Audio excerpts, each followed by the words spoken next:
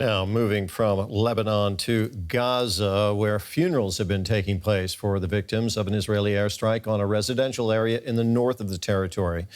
The Hamas-run health ministry in Gaza said at least 87 people died. Israel disputes that figure and says it was targeting fighters from Hamas, which is identified as a terrorist organization by the EU, US, Germany, and many other countries.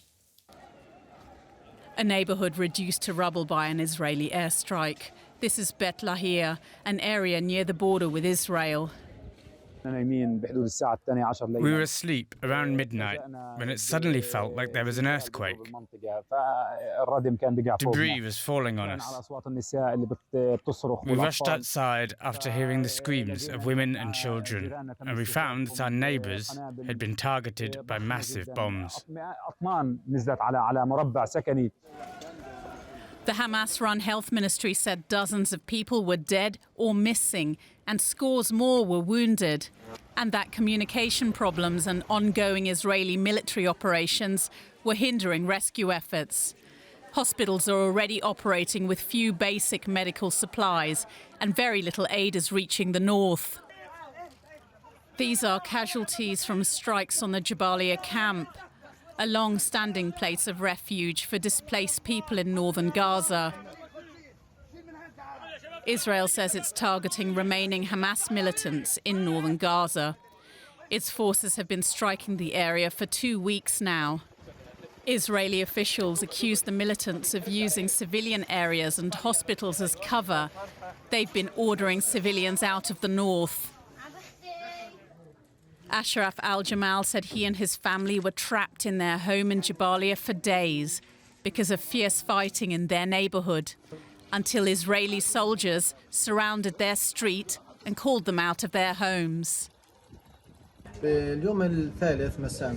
On the third day, at around 6, the Israeli forces called us by name. They separated us men from the women. Then we were searched and scanned, and they took off our clothes, our pants and shirts. They only took the men. Then they told the women and the children to leave Jabalia.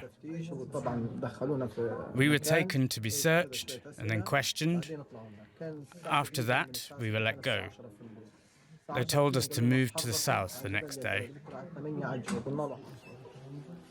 He and his family left Jabalia before this weekend's strike and found some safety staying with a friend in Gaza City. Here, Ashraf's mother-in-law can bake bread. It's something she couldn't do in their home in northern Gaza. They had been living on canned food for days as fighting raged around them. The UN has called the situation an ever-worsening humanitarian crisis and condemned attacks on civilians. Well, the war between Israel and Hamas has been raging for over a year now, despite diplomatic efforts to negotiate a ceasefire. Some civil society groups within Israel have also been calling for an end to the fighting. They include Breaking the Silence. That's an organization made up of veteran Israeli soldiers whose goal it is to expose Israeli military abuses within the occupied Palestinian territories. Well, with me in the studio now is Yehuda Shaul. He's the co-founder and, until 2019, co-director of that group, Breaking the Silence. He's now co-director at the Israeli Center for Public Affairs. Thanks for being with us today. Thank you for having me. Now, Yehuda, you've been an activist for some 20 years now. Why don't you start by telling us what your reaction was to the October 7th Hamas terror attacks? Did they change anything for you? To be honest, the beginning, it was just shock. Yeah? I was sitting and watching the videos coming from October 7. The level of dehumanization and brutality, the treatment of Israelis in the kibbutzim around Gaza was just shock. And this is something, as activists, we were warning for years. We were telling for years that this idea that you can manage the conflict without dealing with the root causes, that Israelis can get to peace and security and stability while stepping over the throats of millions of Palestinians forever, can work. We were saying it can't. It's going to explode. But when it happened, it was just terrifying. And it was paralyzing. And we have friends who were murdered there. So obviously, immediately spending time in funerals and visiting families. But in terms of changing my perspective, no, rather the opposite. It just reiterated for me what I believed always, which is that the achievement, the fulfillment, the security, the stability of Jewish self-determination in our land is interlinked and intertwined with achieving self-determination for Palestinians. Sure. Do you believe, though, that Israel was right the way it responded to that Hamas-led terrorist attack on October 7th, the massive Israeli air raids and military retaliation? Look, no country can allow something like what happened to us on October 7 happen to its citizens and on its territory. And it's not that Israel has a right to defend its citizens. Israel has an obligation to defend its people.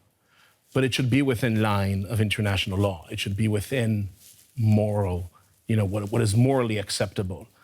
And I think there is no doubt that we are violating international humanitarian law front and center every day in Gaza. And that's just one main reason why this war should have ended months ago. It's also our hostages. Yeah, we have over 100 hostages in Gaza. They're not coming back because of military pressure. They're going to come back only with a deal. And the last thing I would say for me, this is not just about morality, which is what wakes me up in the morning. It's not just about legality.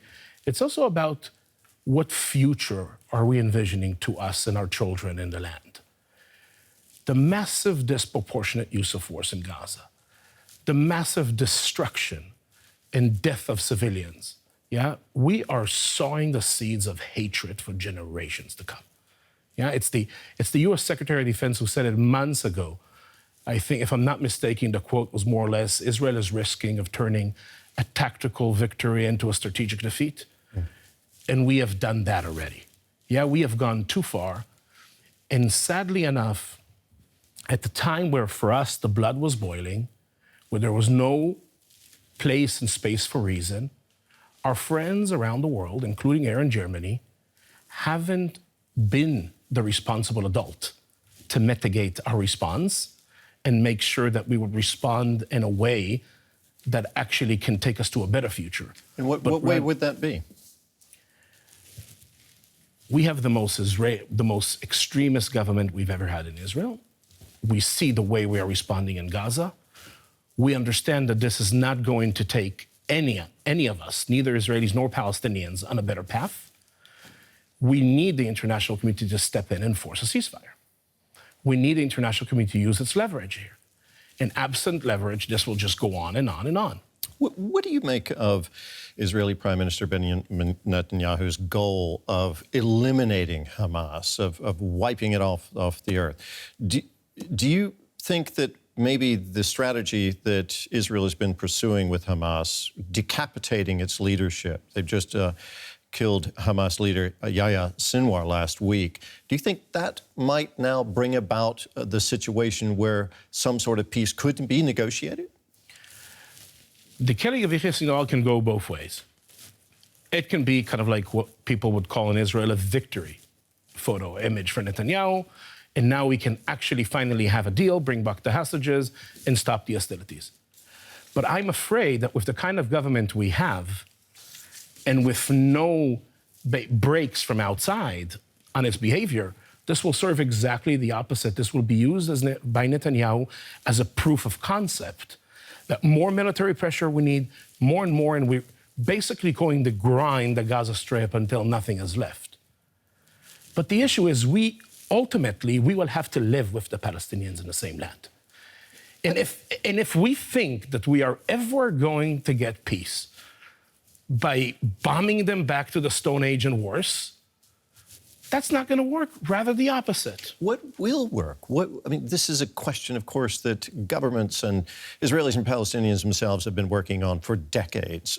What do you think would be the best prospect for achieving peaceful coexistence between Israelis and Palestinians? It all boils down to rights and equality.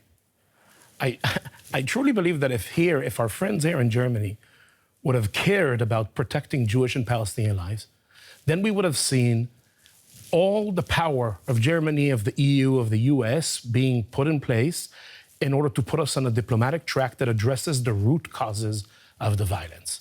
And that is 70 plus years of Palestinian displacement, 57 years of military occupation, over 15 years of a siege on Gaza. Unless both sides walk out of the room with rights and dignity, we are not going to enjoy peace and stability. Yehuda, thank you for taking time to talk with us today. That was Yehuda Shaul with the Israeli Center for Public Affairs. Thank you.